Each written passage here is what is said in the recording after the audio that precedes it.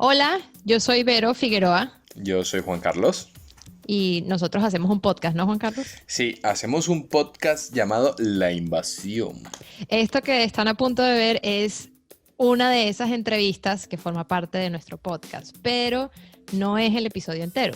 Si quieren escuchar el episodio entero, tienen que irse pues a Spotify, a Apple, a Google, a Podimo, a Evox. Bueno, estamos en tantos sitios, Juan Carlos, no sé, la gente no puede oír de nosotros. Sí, por favor. De verdad esperemos que lo disfruten, que gocen bastante. Lo hacemos con mucho amor, mucho cariño, mucho ánimo. Ah, Y nos divertimos nosotros mucho haciéndolo. Así que esperamos que se diviertan también ustedes viéndolo y escuchándolo.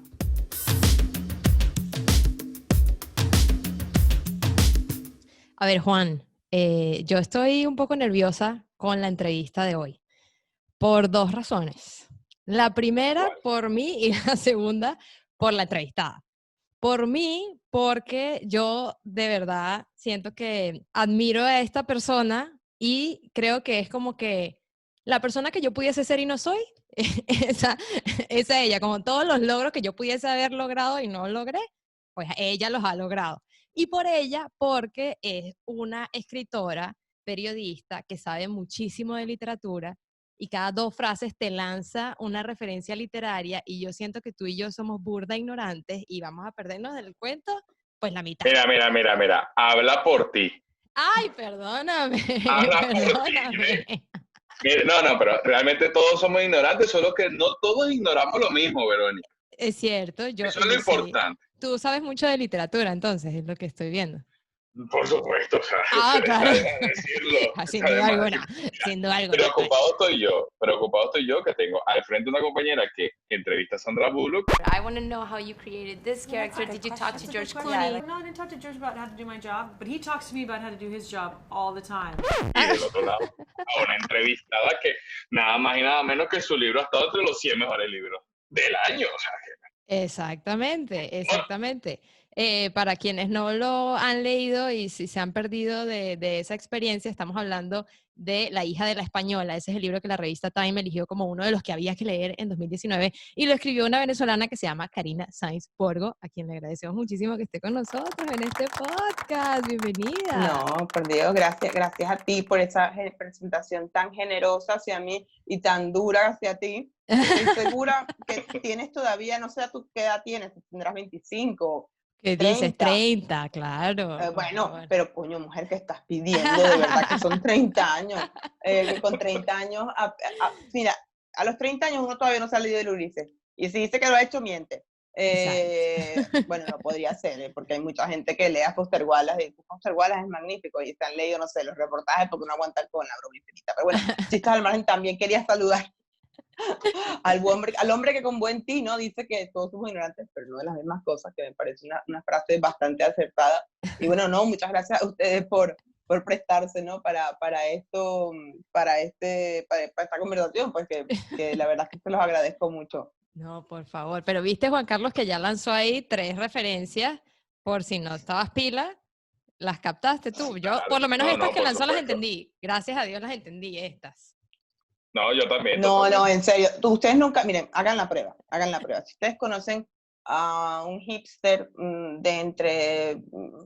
se les quita antes de los 40, entre los 25 y los 35, y se las quieren dar de culto. Ajá. Estoy diciendo una mamarrachada, pero bueno, me dijeron que podía hacer chistes, ¿no? Sí. Esos tipos empiezan. Hay un autor norteamericano, se llama David Foster Wallace, que tiene un libro así de grueso que se llama La broma infinita. Es un libro insoportable, no hay quien lo lea, es horrible, te quieres empezar a arrancar las tiras de la cabeza, pero todo el mundo dice, a mí me encanta Foster Wallace. ¿Y qué has leído de Foster Wallace? Hablemos de langosta. Siempre te hablan de los reportajes, no te dicen ni la escoba del sistema, nada. Entonces era un poco ese principio, pues no, da igual, no se puede leer Ulises. En paro se puede hacer cualquier cosa. Cuando no tienes trabajo se puede. Yo me leí en paro el Ulises, La montaña mágica, me ha jodido. Te lo juro, me encerraba a leer en la casa porque nadie me contestaba los correos para buscar trabajo. Mira, justo de esto, por ahí quería yo empezar la historia, porque obviamente se ha hablado muchísimo de tu salida de Venezuela, porque, de nuevo, si alguien Mm, no lo ha leído, La hija de la española, pues va de una mujer que básicamente quiere huir de Venezuela. Entonces yo lo primero que te quería preguntar es, cuando tú llegaste, que eras jovencita, y tú sí tenías como ujú. 24 años, ¿cuál era tu plan y quién te ayudó a llevar a cabo ese plan? O sea, tú llegas aquí y ¿qué?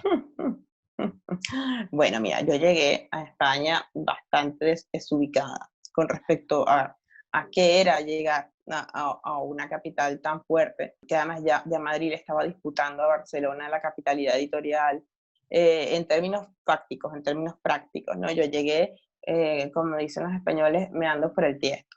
Ajá. Ok, en mi caso caraqueño sería el Perol, ¿no? El caso. Yo quería trabajar en el país, me acuerdo, pero además no es con intermedio, o sea, yo no entendía que había una serie de pasos previos a cumplir, que si tú querías aspirar a trabajar en un diario con el país, debías hacer el máster primero. Exacto. Entonces ya viene y se me había ocurrido. No, no, no, yo al país.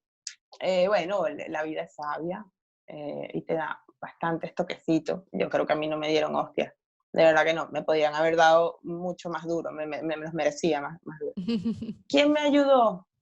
Bueno, gente a la que aprecio mucho en distintas circunstancias. Creo que me ayudó mucha gente en distintas circunstancias Pero de mi vida. desconocidos. Bueno, sí, por supuesto, mucha gente desconocida, pero luego muchos periodistas a los que yo respeto y quiero mucho, que a lo mejor no se conocen demasiado, a lo mejor en Venezuela, pero por los que yo siento un grandísimo respeto. Mm. Antonio Lucas, un buen amigo que murió este año, David Gistau. Mm. Por supuesto que un buen amigo que se llama Juan Torres, poeta, periodista, empresario, eh, que fue digamos, fue mi primer empleo en España, pero es que yo ni siquiera hacía poesía, hacía comunicación financiera. Pero bueno, eso desde este año 2008, ha habido gente muy importante que ha creído muchísimo en mí, como Arturo Pérez Reverte, que es un buen amigo y una persona en la que tengo muchísima estima y que apostó por mí cuando nadie apostaba por mí. ¿Y Mi cómo se dio, jefe, Jesús Cacho, cómo se dio esa también. conexión con Pérez Reverte? ¿Cómo lo conociste? ¿Cómo supo de ti? Bueno, a Arturo no le gusta mucho que uno cuente estas cosas en general, ¿no? Él es muy discreto con su vida. Ajá. Pero como fue un episodio público, pues no pasa nada. Él había presentado una edición del Quijote escolar para la Academia de la Lengua y yo estaba acreditada como periodista, yo trabajo en Voz Populi, que es Ujú. el periódico donde estoy, desde hace mucho tiempo. Entonces yo fui y yo estaba muy enfadada porque él había cortado, evidentemente al ser un Quijote escolar, tenía que eliminar algunas cosas para que fuera una lectura más directa, más rápida, ¿no? Ujú. Y él borró el capítulo 15, no, el 14, mira, ya me baila, el Pero, 16. ajá, pero ¿y qué pasa en ese O sea, de capítulo? la pastora Marcela, el que Ok. se dedica a la pastora Marcela, Ajá. que vamos, es como un alegato liberal, ¿no? Tremendo, algunas personas le atribuyen un carácter feminista, yo creo que más bien una reivindicación de la libertad individual. Y por supuesto yo levanté la mano y le dije que porque había borrado a la pastora Marcela, que eso era una amputación al Quijote, Mire, señor y bueno, Reverte. por supuesto que él, como él tiene muchos galones, me dijo, lo que usted está haciendo es una impertinencia y me está preguntando una impertinencia. No, él no fue así, porque yo le dije algo así como, bueno, pero ¿por qué lo quita? Bueno, porque una vez que quitas una cosa tienes que quitar otra, ¿verdad? Y digo, pero es que no tiene ningún sentido, digo, lo que está haciendo es una impertinencia. Y me llamó impertinente y a mí me temblaban las piernas y estaba toda asustada. Pero a raíz de ahí como que él empezó a fijarse en mi trabajo. Y entonces cuando fue a formar Senda, que es una publicación, digamos que yo la llamo como, es como una nave, ¿no? Donde escribimos periodistas de muy diferentes, de verdad que es muy plural. Y cuando estaban preparando el proyecto me dijo, ¿por qué no te vienes a hacer entrevistas para nosotros? Entonces, bueno, ese tipo de personas, pero luego está mi jefe Jesús Cacho, por ejemplo, que es el director de Voz Populi, un periodista de muchísimo calado, de mucha garra en España, un periodista económico, político, fue el primero que publicó lo de los temas de comisiones de la Biolamérica, pero es un hombre muy duro. Yo a día de hoy siempre me río y digo que de verdad que los españoles son personas una sociedad muy abierta, porque a mí me dejan opinar en Onda Cero con Alsina de política Local. española, Ajá. local y yo con mi acentazo venezolano, así que, ¿y esta qué se cree? Es lo que yo diría, ¿no? Es como, imagínate, vamos a hacer el ejemplo opuesto, ¿no? A un españolazo, lo digo con cariño, con comida simple, opinando sobre la política. O sea, ¿qué quiere decir? Que creo que sería más sencillo, eso no sería tan sencillo en otros países en los que yo he estado. Sí. Y bueno, y tengo que mencionar a 2 personas más, aunque son muchísimos. Marina Penalba, que es mi agente literario, que es a la que le debo todo. Digo, yo siempre se lo digo que te debo todo. Y a María Fase, por supuesto, que fue la primera que apostó por la novela, pero sin duda alguna España es un medio muy generoso. El medio literario y cultural aquí, creo yo, mucho. Karina, a lo mejor uno viene acostumbrado, ¿sabes? De Venezuela, de un trabajo, de trabajar en algún medio o algo, con un método de escritura muy específico. ¿Cómo fue esa adaptación? O sea, ¿cómo lograste cambiar el chip? ¿Te costó? ¿No te costó? ¿Tuviste que incluir incluso palabras que tenías que acercar un poco más para conectar con ese público? Las palabras que yo he incluido, y hay gente a la que le gusta, y hay gente que no le gusta, hay gente que le irrita un poco que yo en La hija de la española utilice palabras en castellano, pero es que me parecen hermosísimas. O sea, a mí la palabra cerilla me parece mucho más hermosa, es más universal, cerilla lo van a entender en Chile. Por ejemplo, yo evito decir carro, si pongo vehículo suena raro, entonces lo que hago es poner modelos de coche, Zephyr. Y claro, yo sí creo que yo escribo mucho mejor desde que se me fue formando una criatura, que fue 15 años en un lugar dan para mucho. Y a mí me gusta, la verdad, y cada día me siento más cómoda mezclando todas esas palabras. Y además tenemos muchísimas palabras que nosotros hemos perdido.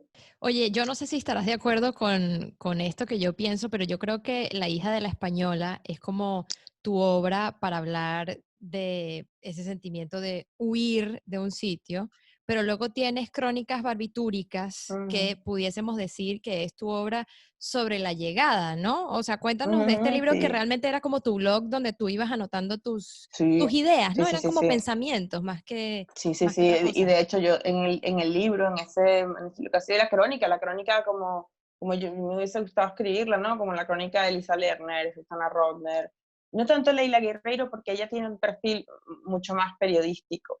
Crónicas habitúricas es como su título, es lo que publiqué para no suicidarme, literalmente. Que es verdad, o sea, el principio de medicación es altísimo, ¿no? De hecho, lo ponía en el libro, escribir para matarse, escribir para no matarse, ¿no? Sí. Y de verdad que no, hay algunos años del libro que no fueron nada buenos para mí. O sea, algunos años que están reflejados ahí que hay crónicas muy tristes, que estoy un poco perdida, luego se van haciendo más festivas pero sí, sin duda alguna, de hecho, ese libro estaba contratado antes. Ese libro, Eva Serrano, la editora Circuletiza, yo tenía que salir en febrero del año de la hija, y dije a María Fase, no, si esto es un debut, no puede salir este libro. Entonces yo hablé con Eva es un encanto de mujer, y me dijo, yo me considero más tu amiga que tu editora. Antes que tu editora soy tu amiga, y lo aplazó.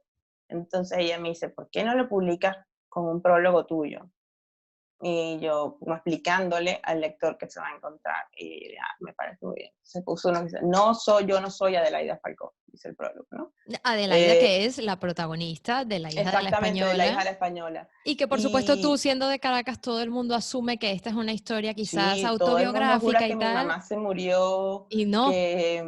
No, y bueno, yo lo entiendo, es normal, porque el recurso técnico de la primera persona tiende a engañar, en el sentido de que las personas creen que te habla el autor, o sea, no entienden que hay un autor, o sea, que el autor, la voz autoral no necesariamente soy yo, es un personaje que se expresa en otro, como cuando Adelaida dice en La hija de la española que el país es una cosa séptica. Sí. Entonces, en muchísimos sitios me han preguntado, ¿usted odia su país? Digo, a ver, es que una cosa es lo que piensa el personaje, y los personajes tienen que ser desagradables. Eso es como si uno pensara, aunque es verdad que hay cierta transferencia, ¿no? De un autor a sus criaturas, pero entonces si leemos El lamento de Portnoy, vamos a pensar que Philip Roth es un viejo depravado. Lo que he escuchado también es que no podría estar tan bien escrito si no te hubiese pasado a ti. No, lo que pasa es que yo sí creo en una cosa que decía Cela, que Camilo José Cela decía, yo he sido torero, pintor de brocha gorda, porque ya necesito saber de lo que estoy escribiendo. Y ahí me pasa lo mismo. Y con la siguiente novela, con El tercer país, es igual. Yo tuve que partir un poco, tuve que rozar un poco de lo que estaba hablando. Claro, pero no es, o sea, ¿Cuál es el territorio? ¿Cuál es el tercer país? lo inventé.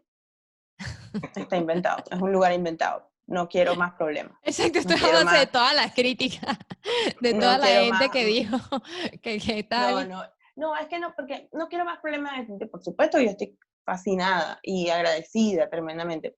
Pero en La hija de la española, Venezuela estaba desenfocado a propósito, porque para mí era mucho más importante la tragedia de alguien que está atrapado y que tiene que envilecerse de esa manera. Y como yo siempre pensé que habíamos leído la gran tragedia europea y centroeuropea, y en ocasiones que sin importarnos el país, decía que tengo que conseguir lo mismo. Hasta que sea capaz de eso, he decidido crear, me hice digamos que de alguna u otra forma, intenté, de hecho me encerré a leer a, a Rulfo, me encerré a leer a Faulkner, y me encerré a leer a Gabo para ser capaz de crear un territorio más o menos respetando algunas cosas técnicas. Yo las había leído como lector, pero no como alguien que quiere crear, ¿no?, un territorio. Yo hice lo mejor que pude, lo van a reconocer igual. Pero los nombres son muy bonitos de todos. El nombre es Mezquite, el nombre Mezquite, el nombre donde ocurre. Es una frontera, es una Antígona. Una Ok. Antígona, es una mujer que quiere enterrar a ¿Y sus se hijos. parecen en el clima o en el paisaje a algo? No, yo quiero pensar que es distinta de La hija, es mucho más violenta, Wow. mucho más violenta, tiene una violencia muy particular, todo, todo, eh, sí, es un poco esa idea de recuperar la tragedia de la que para que enterrar a sus muertos va a violar la ley, ¿no? Y bueno, y que de alguna manera es una novela, como me dijo un amigo, ¿no? Yo no quisiera estar en tus zapatos, ¿no? Porque evidentemente hay que refrendar ahora sí. Yo creo que yo tengo muchísimas cosas por contar dentro. Tengo mucho por contar y todas tienen más o menos, giran alrededor de los mismos temas. La memoria, la muerte, la identidad. Vamos a ver qué tal, ¿no? Las protagonistas a mí me encantan. ¿Y comienza con una peste? ¿Puede ser? Sí, tiene una peste. Tiene una peste por medio, pero es una peste que es otra cosa. No, pero Esa peste momento no es. perfecto. Aunque sea otra No, peste, oye, te no, cayó. la peste es una metáfora. Yo espero que se entienda. Ajá. De hecho, las primeras dos líneas son algo así como: llegué a Mezquite buscando a Visitación Salazar, la mujer que enterró a mis hijos y me ayudó a sepultar, y me enseñó a sepultar a los de otros. Y por ahí sigue, ¿no? Que claro, es un homenaje a Pedro Páramo realmente, porque en la novela tiene un homenaje a Pedro Páramo y a Antígona. Para mí es el acto de enterrar a los muertos, ¿no? Que creo que tú le puedes quitar a alguien todo, menos el derecho a tener una sepultura, ¿no? Entonces la novela va por ahí, va un poco por ahí. No debería hablar tanto de ella porque el problema es que estoy tan contenta de haberla terminado, pues está reposándola, ya está como esas tartas, que los panes cuando los acabas de hacer, ¿no? Que tienen que asentarse un poco, pero bueno, vamos con ella el primer trimestre del año que viene si todo sale bien. Muy bien. Si no desaparece el mundo. Mira, tú comentas que tienes mucho todavía por escribir, ¿no? Tienes muchas cosas que decir. Pero también, digamos que la ficción te enseña un poco de que los escritores tienen su ritual. ¿Cuál es el tuyo? Sí, tengo algunas cosas que hacer. Lo de separarme de todo no es tan sencillo, porque por lo menos este se escribió entre aviones, trenes, en este periódico, poniendo cara de que trabajaba en cosas del periódico, haciéndola. Mentira, mi jefe, usted sabe que siempre escribo. O sea, sí lo escribí en muchos sitios, pero cuando me tenía que sentar por ejemplo, mis vacaciones, yo me he cogido todos los veranos para escribir las novelas. Por ejemplo, el año pasado, yo empecé esa novela en el año pasado. O sea, esta novela empezó en un viaje que yo hice, que duró 8 días, dedicado a este tema, y que me venía bien porque el destino al que iba era un destino que coincidía con uno de mis compromisos. Estuve desgrabando todo el material que recogí en los meses previos, que es picotear. Esa es la fase previa. O sea, buscar todas las Antígonas, leer las que me faltaban, reunirme con gente que hubiesen trabajado Antígona, es irme llenando la cabeza, llenando la cabeza, llenando la cabeza. Eso fue marzo, abril, mayo, junio, julio, agosto. 6 meses después yo empecé a escribir en agosto. Empecé a escribir, siempre parto de la intuición. O sea, las primeras páginas son estéticas. Y una vez que yo tengo más o menos claro, entonces hago en un cuaderno que tengo, que es el mismo, todas las novelas que he escrito están ahí, están los esqueletos. Y entonces empiezo a armar los esqueletos. Y ahí empieza. Entonces tú vas escribiendo, editando, escribiendo, editando. Tienes que hacer como cuando cocinas. Hay autores que no, pero dicen que cuando uno cocina, tiene que ir lavando los platos, porque si no se te vuelve un desastre la cocina, ¿no? Entonces de repente vas a usar una cuchara y no tienes, lo mismo. Y con respecto a rituales y manías, sí tengo. Si la casa no está impecable, no puedo. Si no está impecable, yo no puedo escribir en una cosa sucia. No puedo escribir si el escritorio está sucio. No puedo escribir si me quito los zapatos y piso y hay una miga de pan. No, me pone de los nervios. Me pone de los nervios. Y normalmente escribo con música también. ¿Y qué tipo de música escuchas? Mira, yo procuro siempre escribir, me gusta, depende un poco de qué esté escribiendo. Por ejemplo, toda la hija de la española se escribió con Verdi, básicamente Verdi con papeles de María Callas, siempre como soprano. Se escribió con cosas más oscuras, se escribió con Titán de Mahler una y otra vez, estaba escuchando una y otra vez Titán de Mahler, una y otra vez, ¿no? High class, Juan Carlos, o sea, que la salsa que tú escuchas, ¿eso qué? No, la salsa, ¿sabes cuál es el problema? Que la salsa es muy complicada para escribir con ella, porque... Tiene su propia historia. Sí, es verdad que la ópera también, pero sí te distrae. Te distrae y puedes terminar copiando sin darte cuenta. Claro. Oye, me sorprende que digas que estás escribiendo con música más oscura, que hay más violencia en el libro que vas a sacar el año que viene, porque a mí me costó leer La hija de la española, o sea, porque me parecía ruda, difícil, además, ¿sabes? Siendo venezolana, es como, hay muchas cosas con las que compagino perfectamente y que te duelen, porque las sientes iguales y tú las estás describiendo de una manera que es muy cruda. Mira, yo no sé, yo procuré que la violencia de este libro fuera un poco más elaborada. La violencia de este libro es una violencia ejercida a través de animales. Por supuesto que hay violencia del otro tipo, hay violencia de la de siempre, pero es un poco más bestia. Es muy importante el paisaje. Aquí mata hasta el paisaje. Ojalá yo haya podido transmitir eso. También es verdad que hay mucha risa, hay un personaje que es muy vitalista, Visitación Salazar, que es un personaje muy gracioso, muy extraño, pero es muy bruto también, ¿no? Yo no sé, yo espero que guste. Era un poco como me comentaba una persona en estos días: Karina, en tu historia nunca va a poder haber una historia de amor. Sí, probablemente, pero siempre malograda, ¿no? Porque no se me da bien, no es una cosa que me interese. A lo mejor me doy un golpe en la cabeza y en 3 años escribo una historia de amor, pero no estoy muy segura de que por el momento eso ocurra, ¿no? Quizás tengo todavía mucho que sacarme dentro de cosas feas, porque hemos visto cosas feas, muy feas. Oye, Karina, yo quisiera poner a Juan Carlos a leer. Y te pero quiero yo creo pedir... que si él lee, si escucha salsa, lee. Sí, bueno, si escucha buena salsa, ¿no? A ver, yo suelo leer mucho, solo que temas o cosas de mi interés. El mundo del deporte, por ejemplo. Es algo pero cállate, que está relacionado conmigo. Es súper español. Pero si hay libros de deportes magníficos, de verdad, y los libros de fútbol son ensayos, casi todos, ¿no? Sí, buenísimo. Sí. Bueno, a mí me dijeron que tú eres amante del fútbol y del Real Madrid. Sí, por supuesto. Por lo menos ya yo por eso, antes de ver todo tu historial de libros, ya yo sabía que eres una persona inteligente, porque solo eso. Pero tú también eres del Real Madrid, qué bien.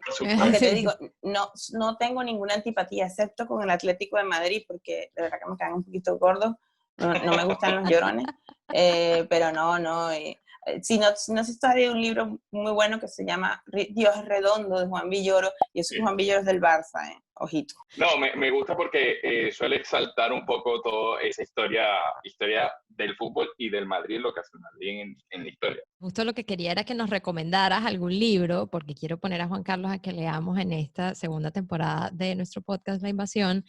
Y entonces tiene que ser un libro, bueno, puede ser el que tú quieras, pero si nos haces una recomendación en la onda... Actual, ¿verdad? No, el que tú quieras, pero en la onda de exilio, de vivir en otro país, algo divertido, interesante, o algo que a ti te haya llamado la atención. O sea, si quieres por ahí, sí, lo vamos a leer y lo vamos a hablar con nuestros oyentes, los dos, lo que nos parece y tal, pero tiene que ser una recomendación que venga de ti. Entonces, ¿qué libro nos recomiendas? Mira, hay un libro que no tiene que ver directamente con el exilio per se, pero que en el fondo lo habla, que es Natalia Ginzburg, Léxico familiar. Con esa novela ella narra el Turín de la posguerra. Ten en cuenta, ella fue comunista, formó parte del Partido Comunista Italiano, trabajó con Einaudi. A su marido lo matan y lo torturan los fascistas. Y ella cuenta toda la vida de la posguerra en pequeñas escenas cotidianas. Ese es uno. Quizás tiene un perfil demasiado como a las cosas que a mí me gustan, un poco obcecadas, ¿no? Y hay un libro que si no se lo han leído, yo les pido, por favor, que lo lean. Es un superventa, Patria, de Aramburu. Yo tuve que parar de leer Patria varias veces porque se me salían las lágrimas, ¿no? Sí, porque realmente es la historia.